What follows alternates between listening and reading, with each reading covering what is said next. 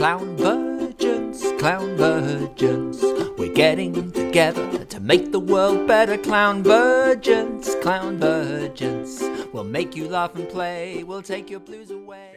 And so I really like the term bringing laughter where it's needed most, because it obviously brings up the whole idea of clowns, which is what we do. And for me also, the whole idea of where it's needed most really kind of ties into the importance of kind of the, for lack of a better word, what I would just call like social good, just doing good in the world and kind of like using our talents and our skills to bring some light and some levity, and not just merely levity, but I'm going to invite Victoria to kind of like talk about some of the trauma aspects of that, because I think it's not just merely frivolity and laughter, which obviously it can be, but there's kind of some useful, if not hidden or apparent, good in that I believe that they could speak to, that she could speak to. I'd like to invite her to kind of like chime in on that, if I may. Yeah, of course. Hi everyone, and please speak up and let me know if I ever come across as choppy or anything. My internet's having some issues. But in terms of the role that I think that Clowns Without Borders plays, in the context of the traumas that the the the kids and the families in the crisis zones that we serve. One of the things, and let me know if I'm getting too like in the weeds of it, but like one of the things I think about is how the work that clowns do is so much about empathy. And I don't know how many of you are familiar with the idea of mirror neurons, where we all have these mirror neurons that fire off with one another in relationship. And these neurons can both have an impact, a positive impact in terms of like repairing the traumas and the wounds that come up for us, like when we're in a moment of connection and laughter and levity. And that's the role of Clowns Without Borders that I see, one of the benefits of Clowns Without Borders. And the mirror neurons can similarly be part of, why some people get traumatized in relationships, when there's misattunement, when there's hurt, in these kind of imperceptible to us ways. And so, kind of in short, I think that the work that we do as Clowns Without Borders, we bring just a drop sometimes or two, a drink or two of these moments of empathy and presence and connection. And hopefully that can be a salve for the people that we engage with. And Meredith, I don't know if that's kind of what you were looking for. I could probably talk about trauma and clowning for a few more hours, but I'll kind of zip it for now. Works Yeah, for I me. think, yeah, it does. And Victor, you see something interesting about how mirror neurons can work in both ways. Can you talk to the group a little bit about how it can work? It works as a tool of empathy, and then it works as a tool of fill in the blank. What were you starting to say there?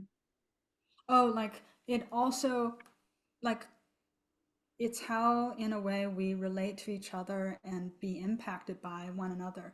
And so when, like in the context of, if someone's really present in a warm and inviting way, in like a really open way, like a clown, like that could be really positive and potentially healing. And at the same time, if you're really open but there's someone who's perpetrating some harm, or someone who's closed off, or who's like, oh, you, it's almost like the sense of like, oh, I'm saying hi, but like someone just walks away or something, then there's a wound. And so, mirror neurons, it goes both ways in that way.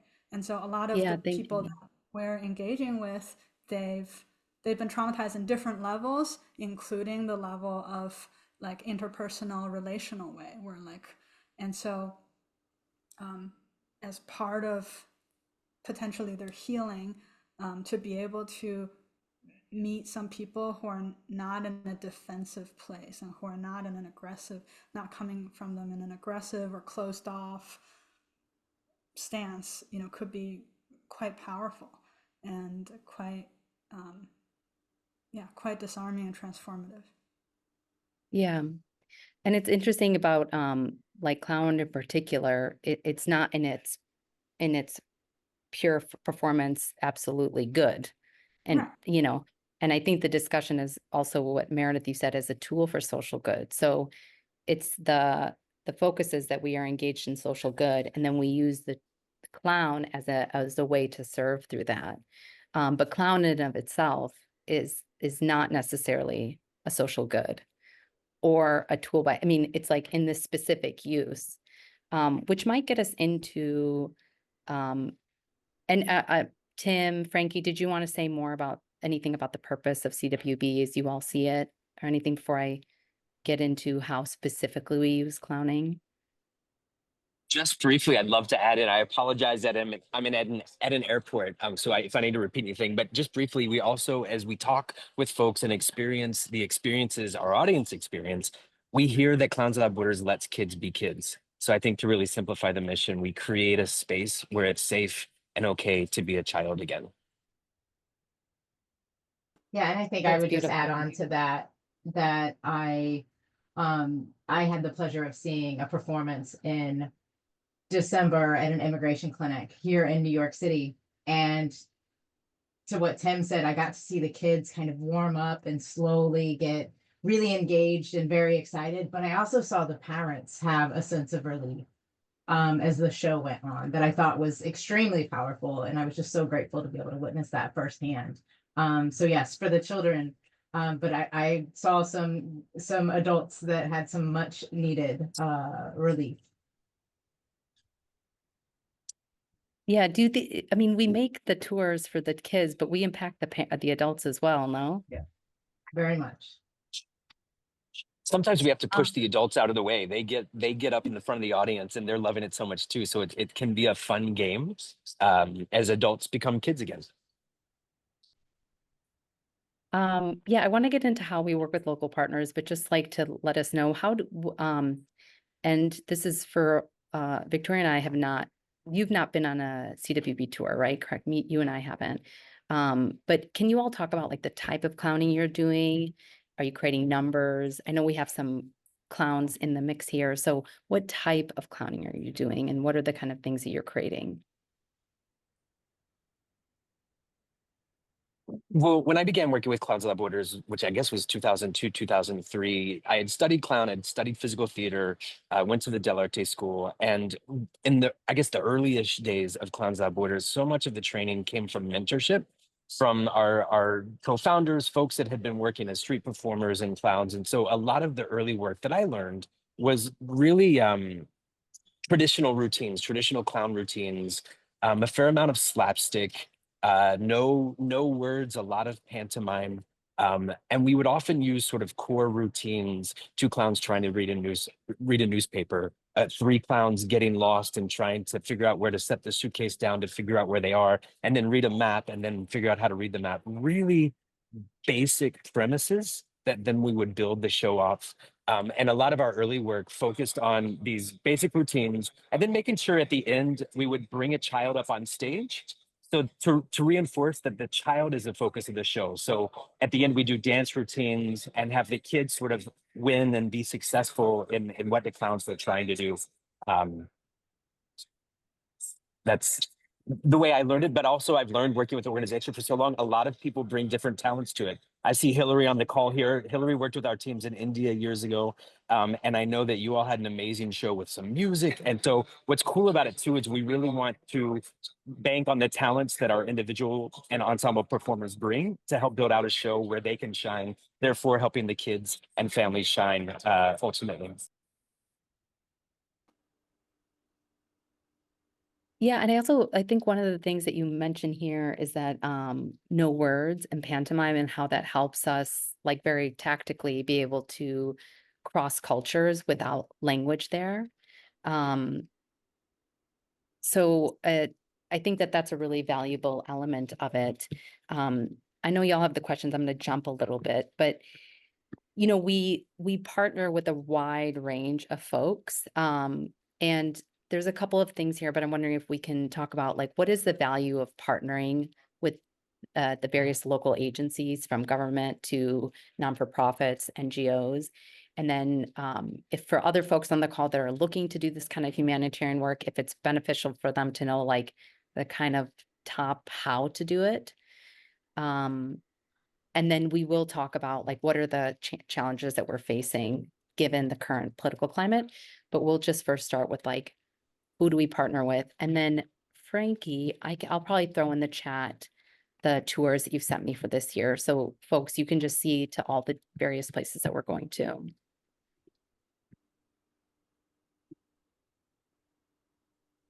I can chime in a little bit about the partnership aspect. I haven't been involved in the actual organization of the partnerships necessarily because I haven't actually structured a tour, but I can definitely speak to the advantage of having a partner.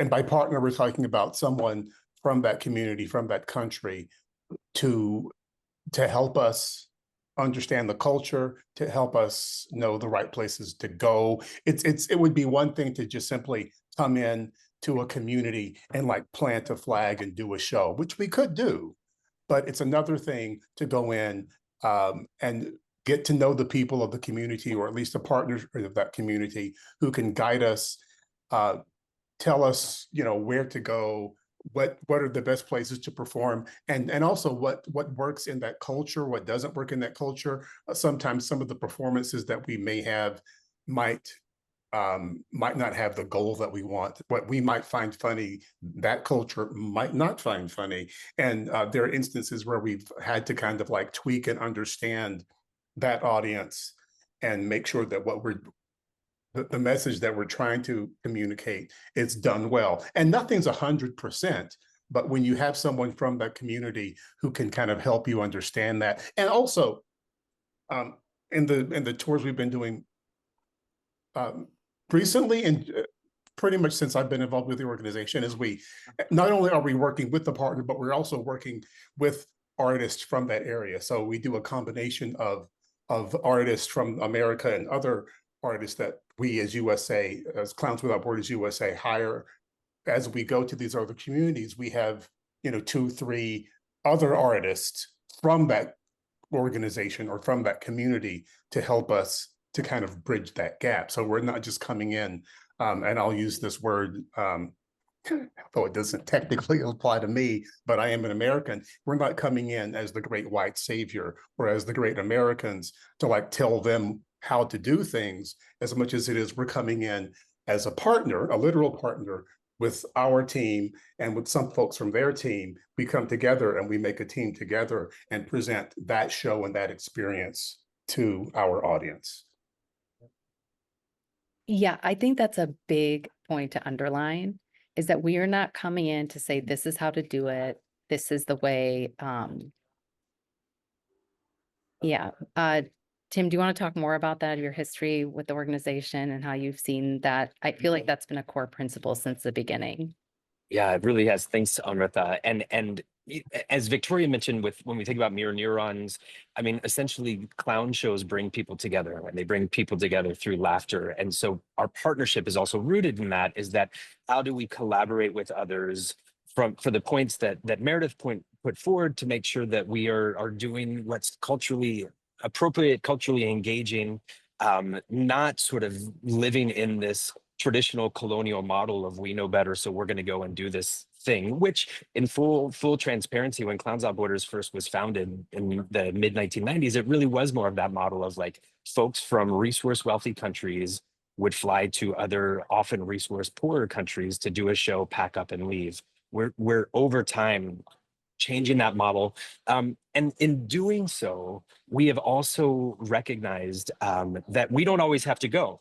We had an opportunity last year. We were running a tour in Mexico, and one of our clowns got sick at the last minute, but we were working with partners called Yavanu, and they're amazing. So we just funded a tour, didn't send a single clown. So when we think about partnership, it doesn't even always have to be a clown getting on a plane. From an environmental perspective, can we reduce our carbon footprint by supporting the energy through collaboration versus always feeling like we have to go? So and as the world is changing, and quite frankly, living in the US, the way Americans have been viewed for a time, but particularly now, and I know we're going to get later to the current factors challenging this work, the more we can partner with each other and take a step back, I think the more powerful the work can be.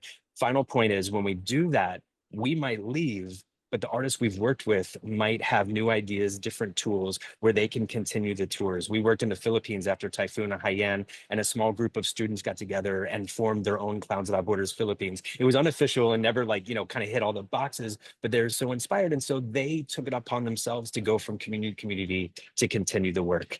Sustainability is always challenging in nonprofits, and I think that's one way that we're trying to lean more heavily into that. I just want to jump in.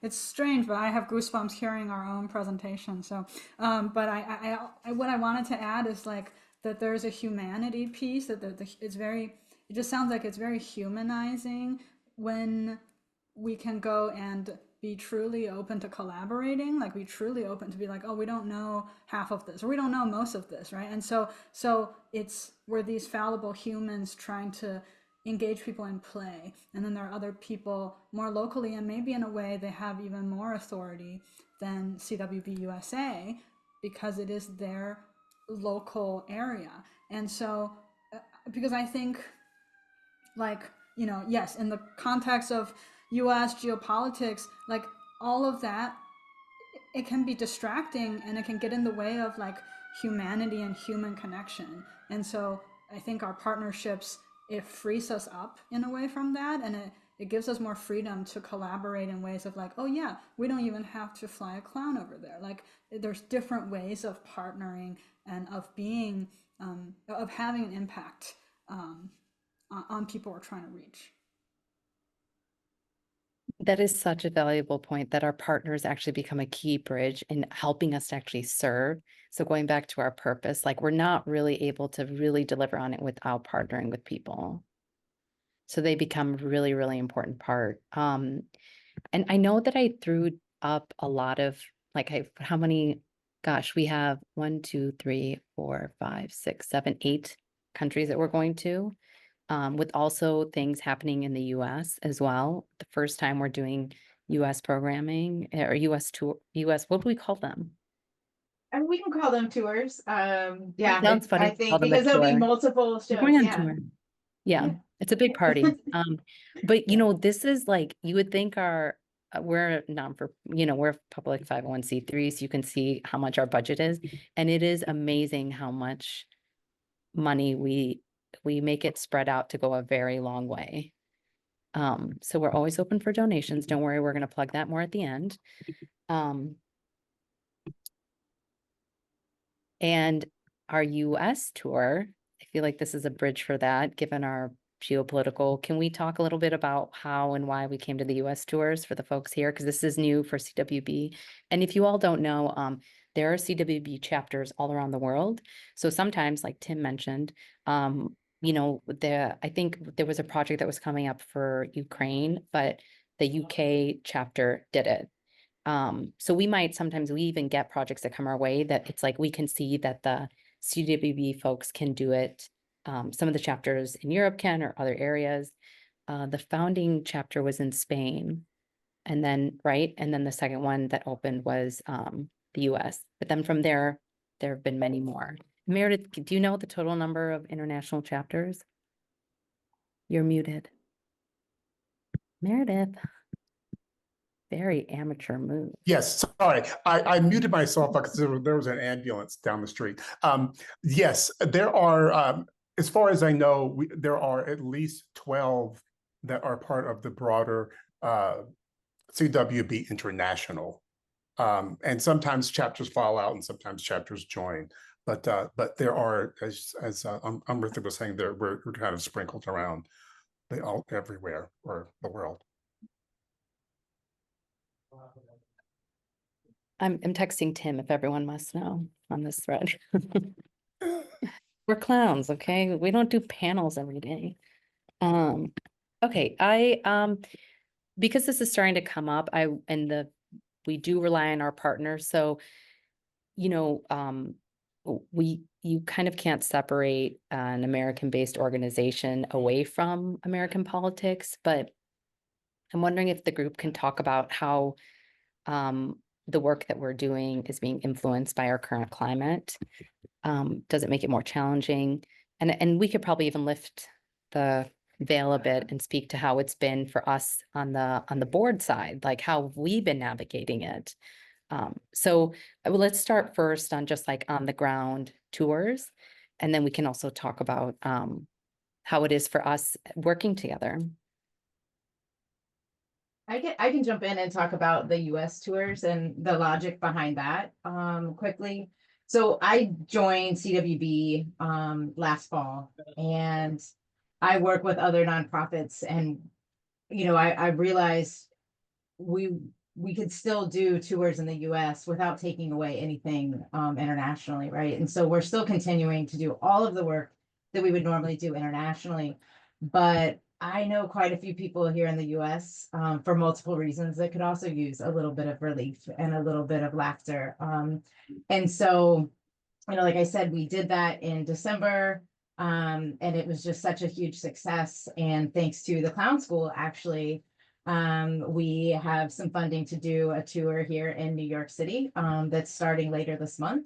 And then, you know, we've talked about Chicago, we've talked about the Bay Area, which we've done before, and LA. You know, here in the US, because we have artists spread throughout, it's not as heavy as a lift, and it just makes sense. And again, thanks to the Clown School and some other generous supporters that are really excited about shows in certain cities here in the US, we're able to do those in addition to our international work. Yeah, Frankie, thank you for mentioning the generous donation from the Clown School in LA. And also there's the Portland fundraiser that's been going on for 26 Tim. years. It was the 26th Yeah. year. Yeah. Yep. Yeah, so that's from David Lichtenstein and his group in Portland. And I believe there's someone on the call, Heather Pearl.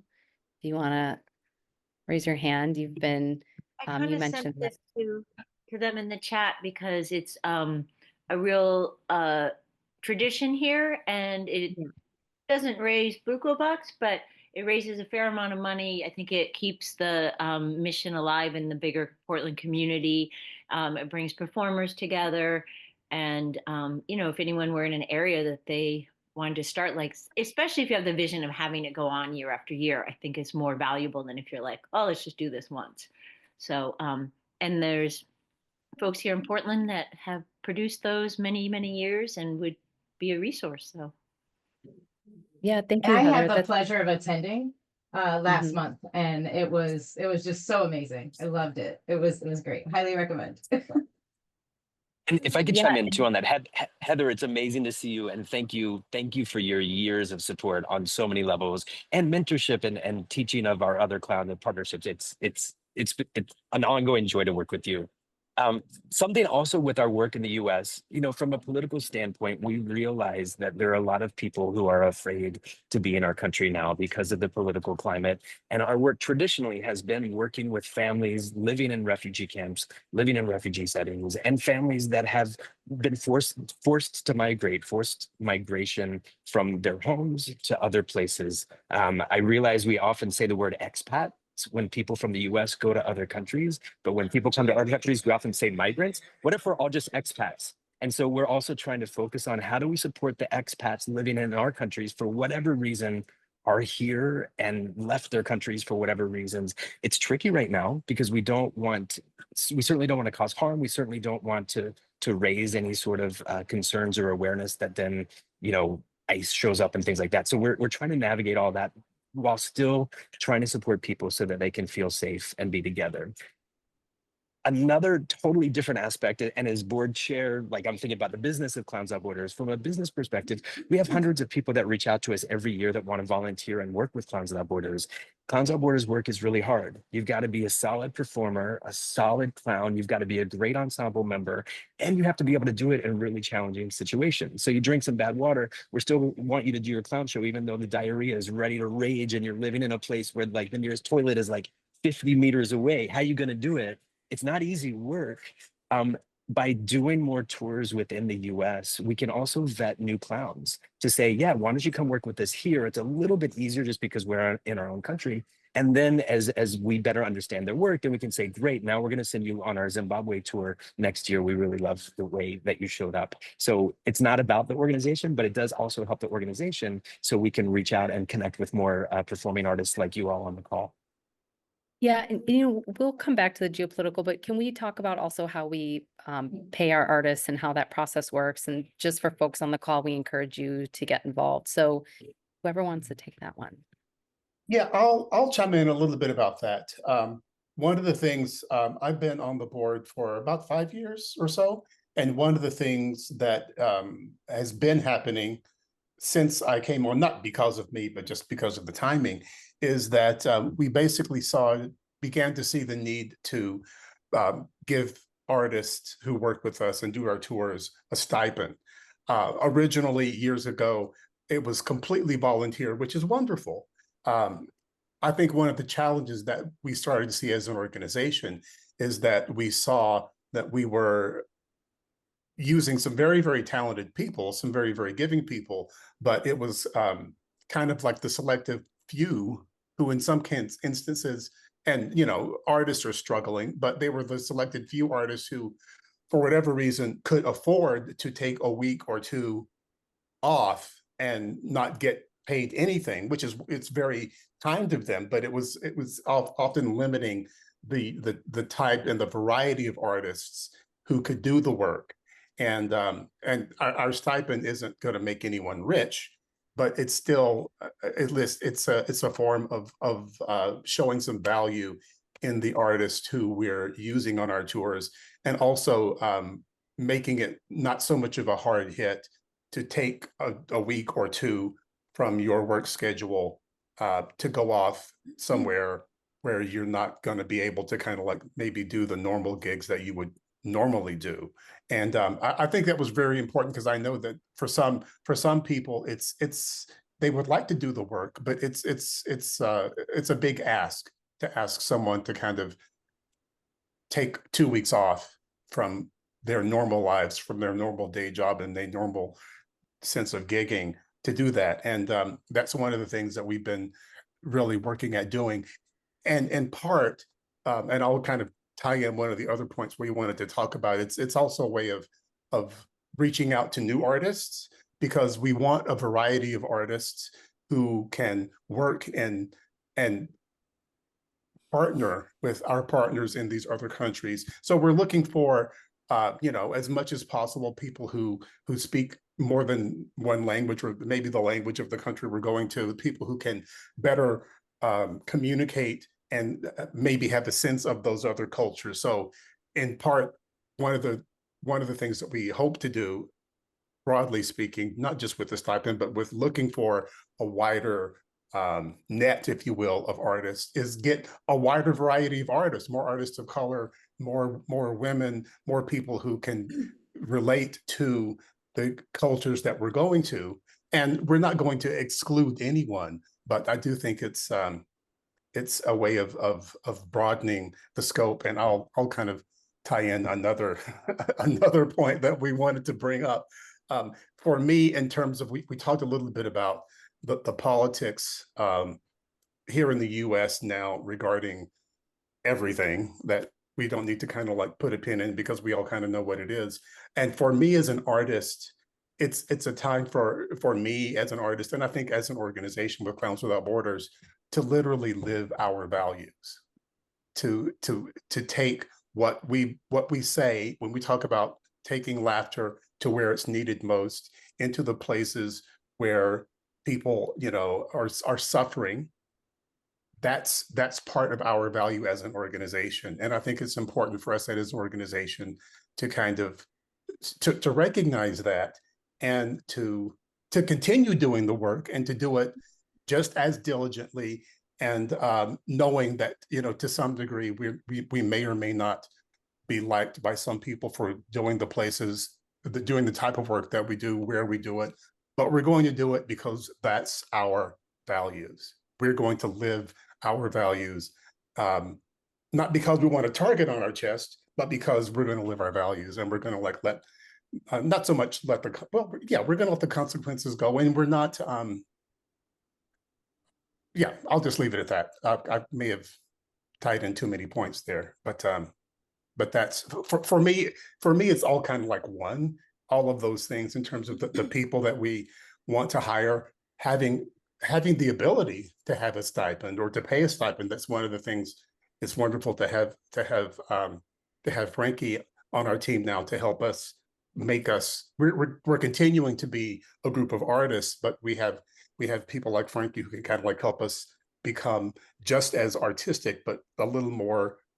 Not that we weren't serious business people, but like a little more financially sound, so that we can do that. I'm drinking now. I'll stop talking. No, go for it, Tim.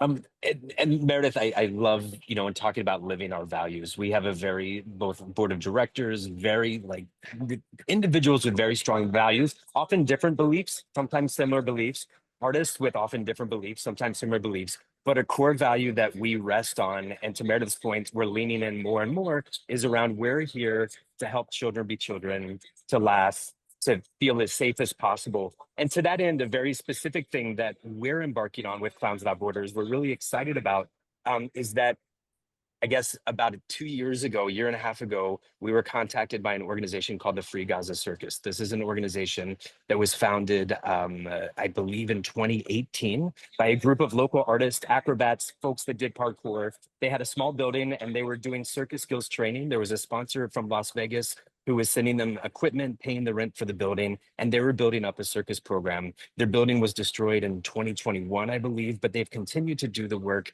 in the streets in Gaza.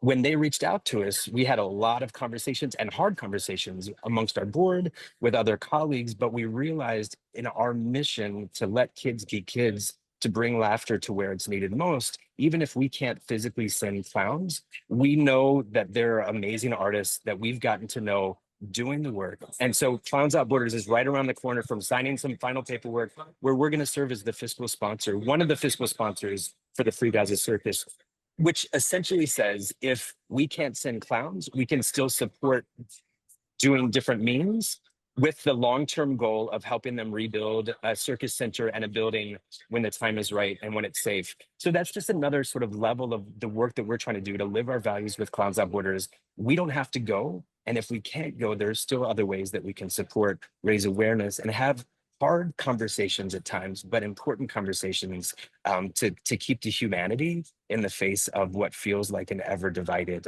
planet. Yeah, and I'll say that time, like I just want to do a shout out to Victoria because she really helped to hold. You're a facilitator, right, Victoria? Yeah, among other things. Among many things. And so she really helped us to navigate that. We did have some difficult moments as a group. And yeah, so it you know, so much the organization does a lot, and you can see all the volume of tours. There's a lot of coordination year-round fundraising. But the other thing is that it's the people that you see on the screen here, Tim, Victoria, Frankie, Meredith, like all of us working together to make it happen. It really, really is a group effort, which I think is like an core to Clown. You know, we do it together through seeing each other's humanity. Going back to the thing you said, Victoria, about the mirror neurons. I want to, this isn't in one of our questions, but, you know, we're talking about like the different work that CWB does, and it's really a time to live our values. And we go out on tours, we meet with kids. There's fundraising efforts like the one in Portland. There's now a new one, annual one in Atlanta, as well as one happening in New York, Victoria, Chicago, no pressure. No, I'll help you with the Chicago one if we do it. And I'm taking myself off the hook for LA. And the thing is, though, we are also, which isn't very visible, we have been looking, and Tim, you might be able to talk a little bit more about this, but it started about maybe 2.5 years ago. We were looking to actually get into research to specifically see how clowning in these areas, the real relationship with how it impacts trauma. So we're talking about it from an anecdotal knowledge of when we can get people into play and the healing that humor can serve. But what can we do to really get the research behind it? And so that's also that's a much long-term plan. That's like our 5-10 year goal probably, but we've been working on it. So Tim or Meredith, if you want to speak to that, or even Frankie, Victoria, but yeah. If I may, just very briefly, I think we're at a really interesting time point. Again, looking at the political status of things, if we think about the funding cuts for the NIH and all these organizations, USAID, that traditionally fund global health research, as that's drying up, as I meet with other academics, people are frustrated, yes, but also seeing this as an opportunity to invest more time in research that might not otherwise get funded by these big institutes, but it's still important. So we have an opportunity, and many of us have connections with universities and things like that. So we're often looking for researchers who have a curiosity around that, doing qualitative research, quantitative research. So I almost see this is a positive aspect with the challenges that we're facing, because we might be able to work with some folks who can now dedicate some time because they've had to shift away from the traditional research they've been doing. We would love, we'd love to connect them. I see your note. If you all know folks or have ideas, it's really wide open, and it would be great to partner with you all as individuals or other clown organizations to lead in the space of showing by numbers how laughter heals.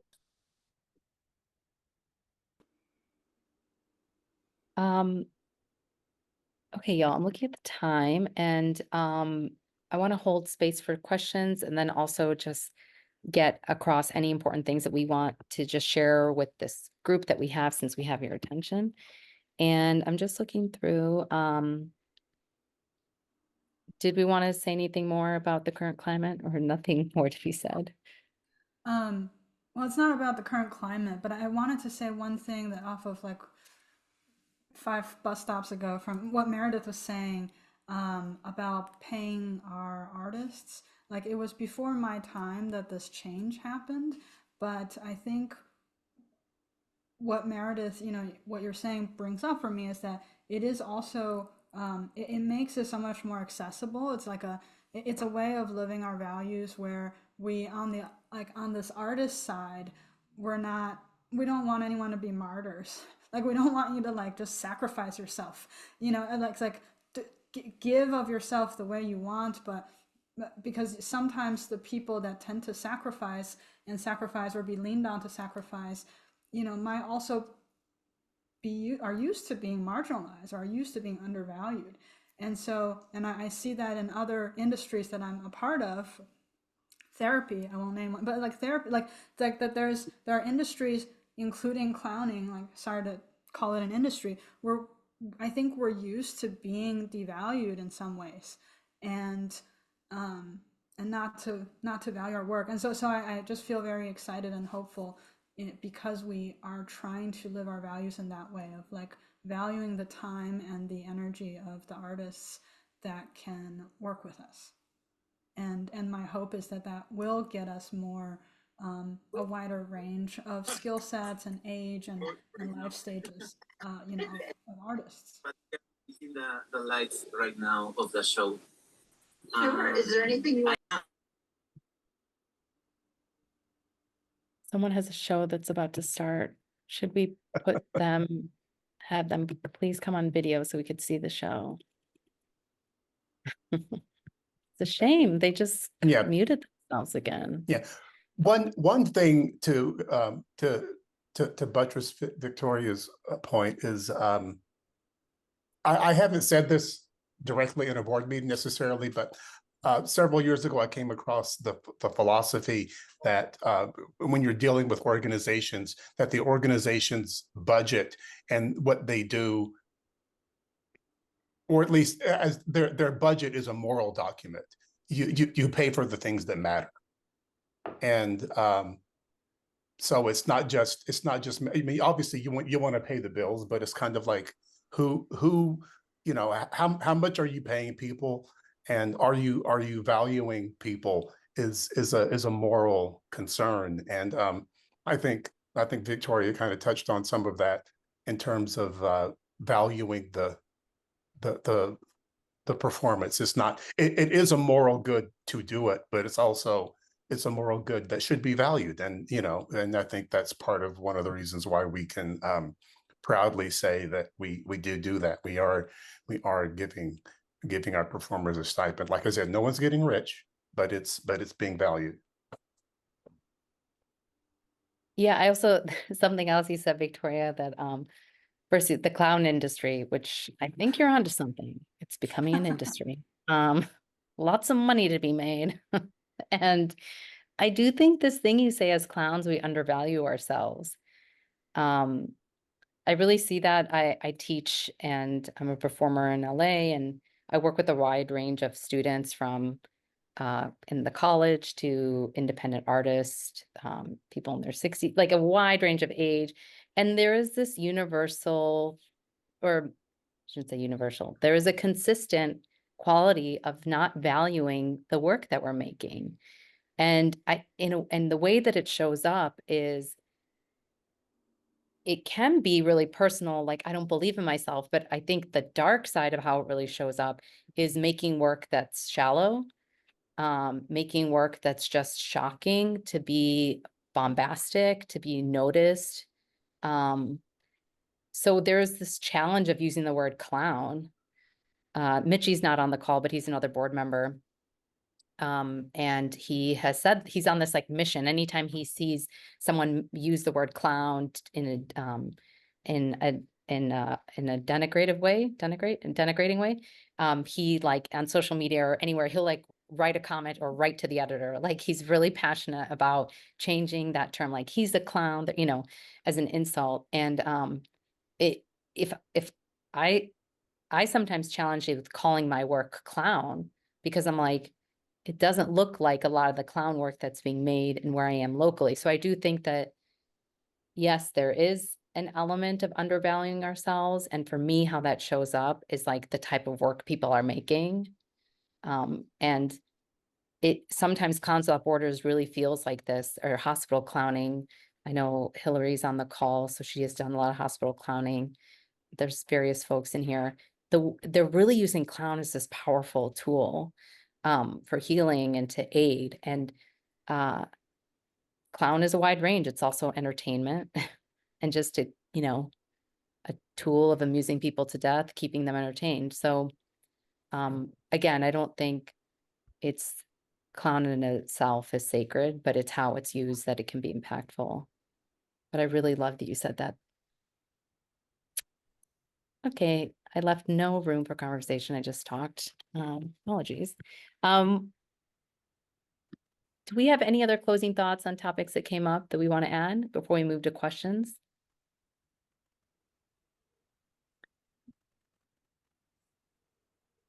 Okay, beautiful. I'm just reading this comment. This moral financing is a dilemma in so many hospital therapeutic clown programs. Tell us more, Sand. Yeah, hi. Yeah, thank you all. This is really interesting. It's just, we find that our program gets used for general fundraising because we look so fun and so cute. And so we're all over the media for general fundraising. And our program is this small little machine that can, and we work really hard to provide a fantastic, like with the kind of clowning you're doing, we see the impact. And so I just find like the idea of the moral question about financing is something I'm going to bring forward to the foundation now, because it's such a great way to phrase, what we're up against, because, the imperative, the need is there from the patients in the hospital, but the backing because we work in a very well-resourced pediatric hospital and BC Children's Hospital. So it's it's in Vancouver. And so I just, that's why I wrote the comment, was because I say this is so parallel about how we value ourselves. The program was set up on a shoestring, and then we've slowly been saying, no, we're not going to do it ourselves. We're not going to, you need to support us in what we are bringing. And so this, there's so much overlap between the work that Clowns Without Borders is doing and what's happening in some of the hospital programs as well. So that's what that's why I commented.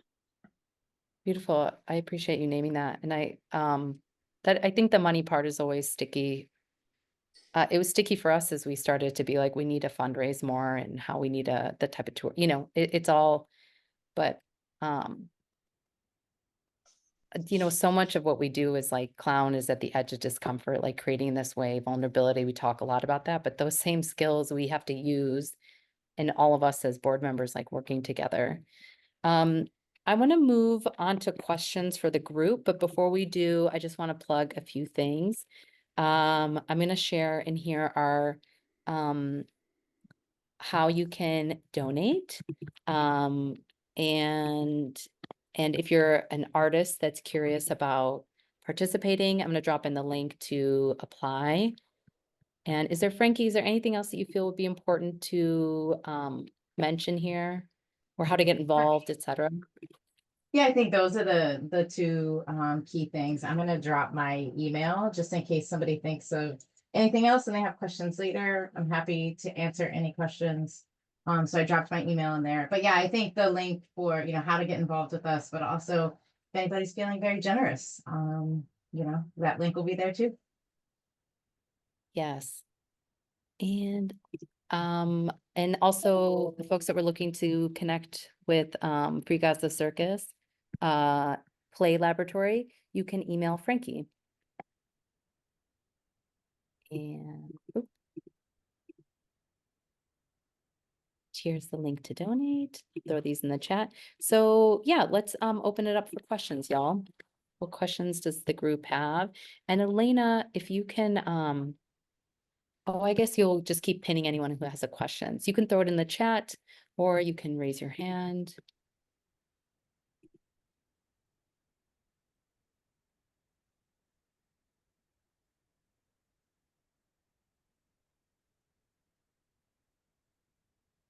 I see Laughing Moon with their hand up. Oh, thanks so much for your work. It sounds great. Y'all are phenomenal. I did some humanitarian clowning with the Gesundheit Institute in Peru, and there are a lot of similarities in the spirit and the skills, there. In that long-term partnership that y'all are talking about, I noticed the countries you go to every, like a lot of successive years, El Salvador and Egypt and these things. And that's really profound. I mean, for anybody that hasn't done humanitarian clowning, it totally changed my life. I ended up on an Indian reservation for 2 years after that 2-week trip, Well, my question is about some of the USA trips you have and the intention of going to crisis zones as, these refugee camps and these hospitals and things like this. And also, I wonder if there's any thought in your organization about the kind of the spontaneous crisis zones of the ordinary day in our country of America here, and any nonviolence. I'm really inspired by the Rebel Clown Army out of Europe and some of these spontaneous actions that could be a creative response to some of these crises happening. Thanks for considering the question, and thanks for your work.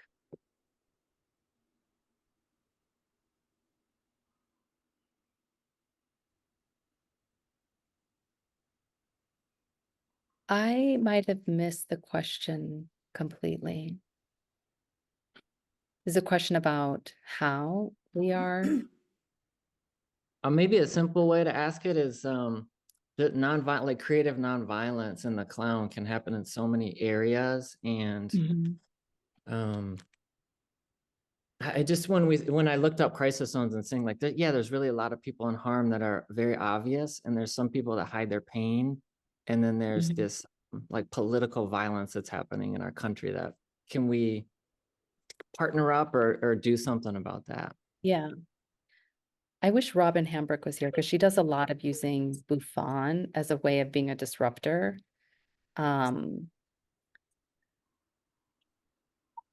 what do you all think about? It's such a wide range too, you know. There's L.M. Bogad, who was also part of the Rebel Clown Army, and he's done a lot of creative activism. He's not necessarily using clown at the moment, but you can see he did something with the Postal Service and getting the vote out. And you can look at the organization, Center for Creative Artistic Activism, and they're using art as a tool in political in activism, but they all the art that you create, it should lead to measurable legislative change. They want to link it to that, at least in the US, because that's how we're going to make change, is through policy and getting people on board. So I do think, like,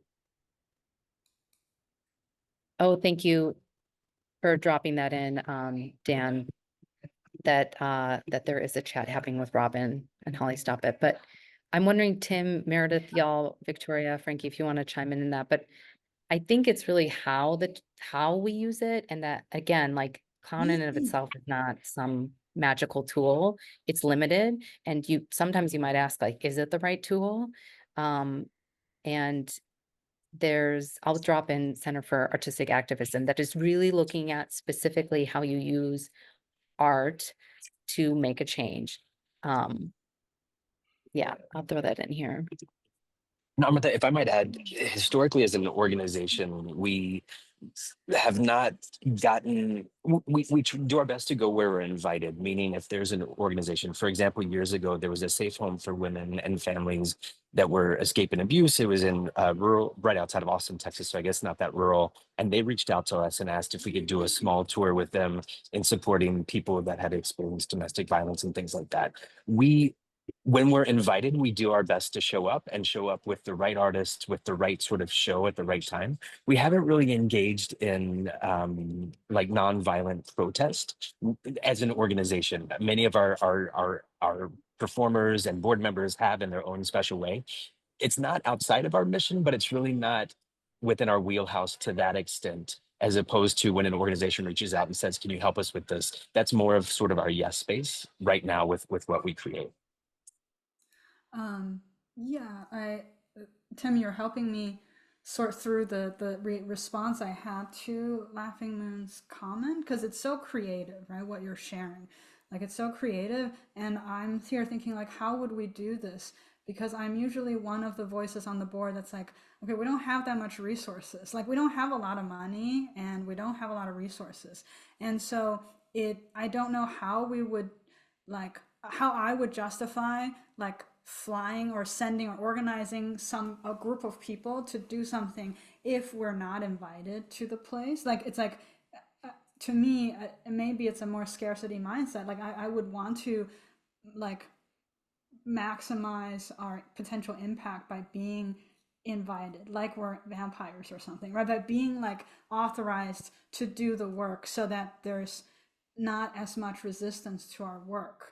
And partly because, unfortunately, there are, like, multiple meanings of clown in the general population, where, I'll just give a quick example where I'm also a visual artist, and I have a art studio in an artist building, and a clown came to visit my studio and wanted to do a clown walk through the studio, and we were talking, and I just asked the building management, this is an art studio, and they said no. They were like, no, because people are afraid of clowns. And it was just an idea. It was like, it would be just a group of clowns walking around, like, kind of taking in the art. And so I guess that's a long-winded response of, like, we don't have the resources to take the risks, like, the risks for our resources like that, right? Like, if we had ample resources, it would be something I could be like, let's think about it sometime. I don't know. That's a very long response. I don't know, how that lands with other people on the board.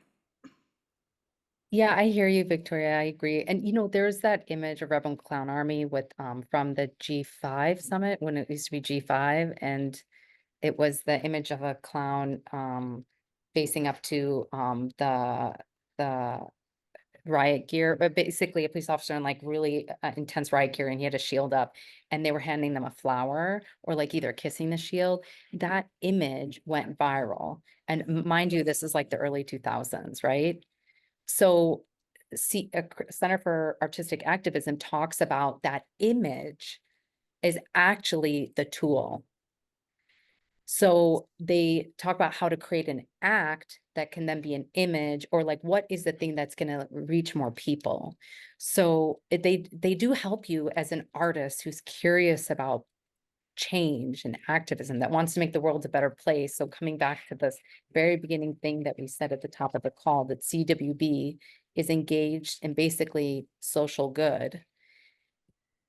They help you to understand how to use art as a social good, how to amplify it more. So I think that's a good one. And it would be interesting to hear what Robin would say, because I'm curious if that they would look at that stunt, that event that they did, the stunt, the disruptive act of the clowns at the G5 summit.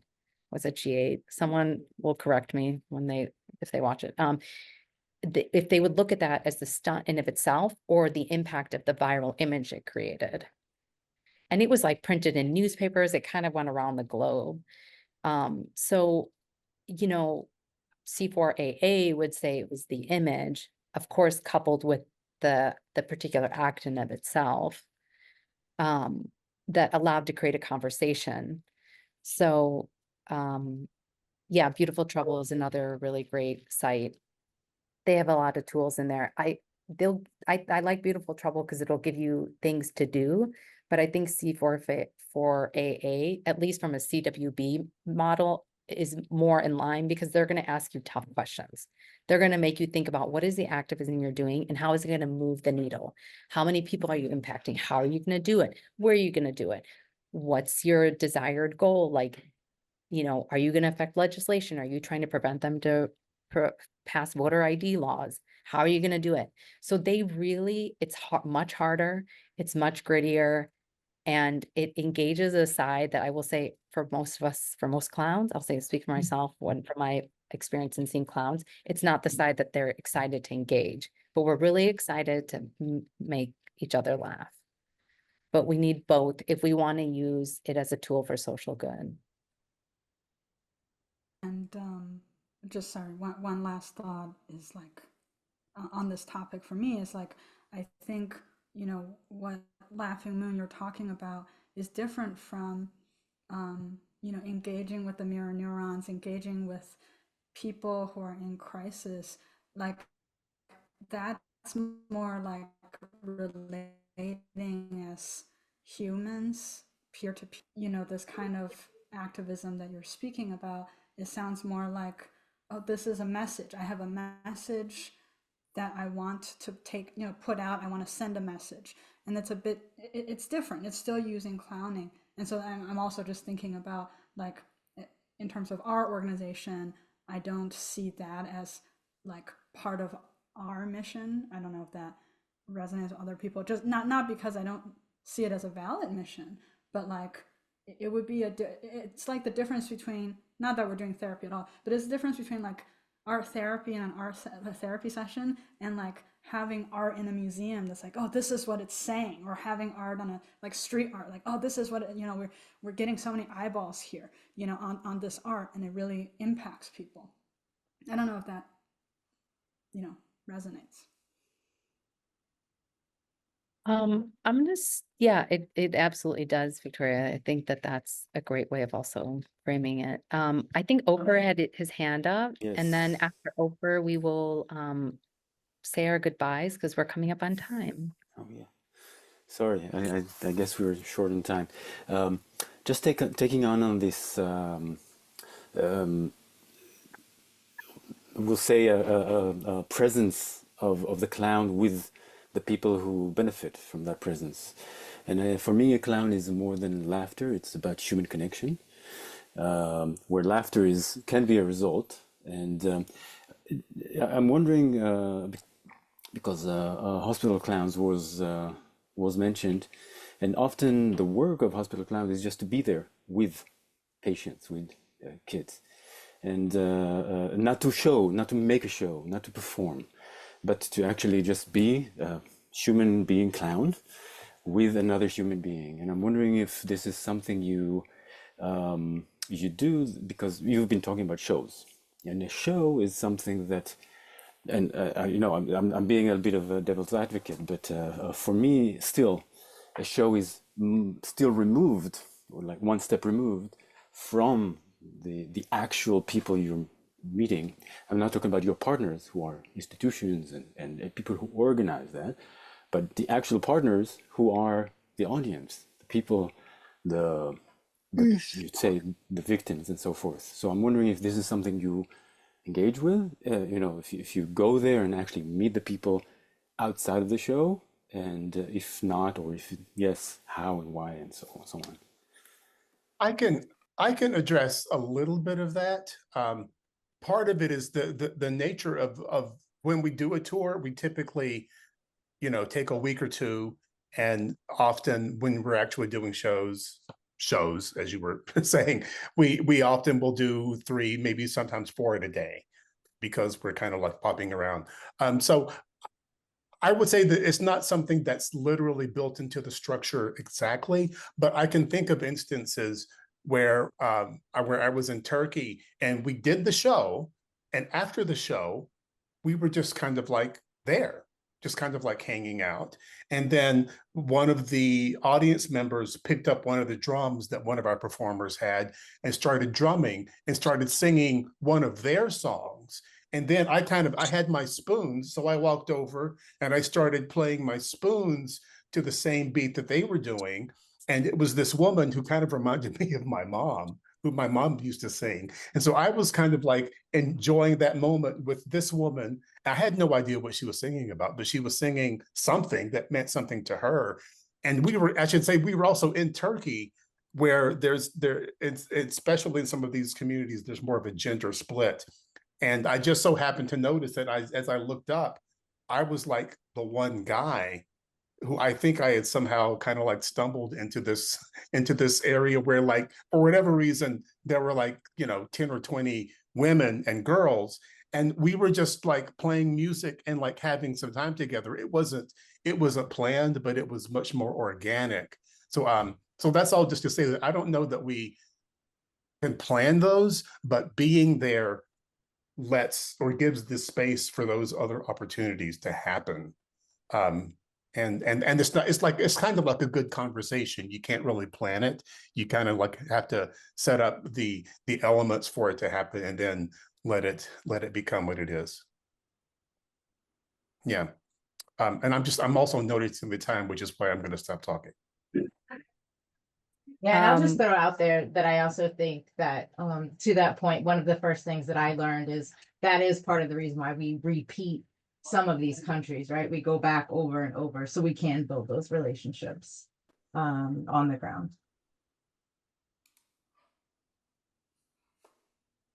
Thank you. Y'all, in honoring folks' time, Ofer, please send us your email address.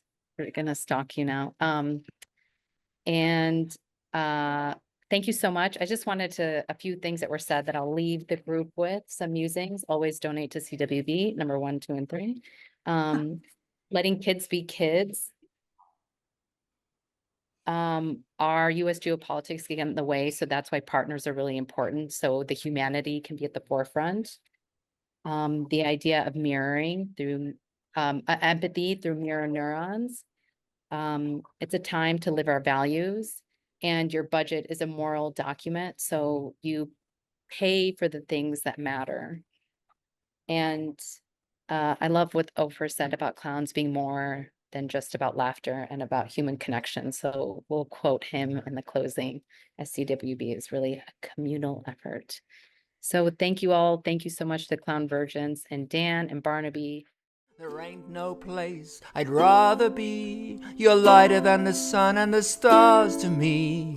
Everybody's family at the CLOWNVERGENCE.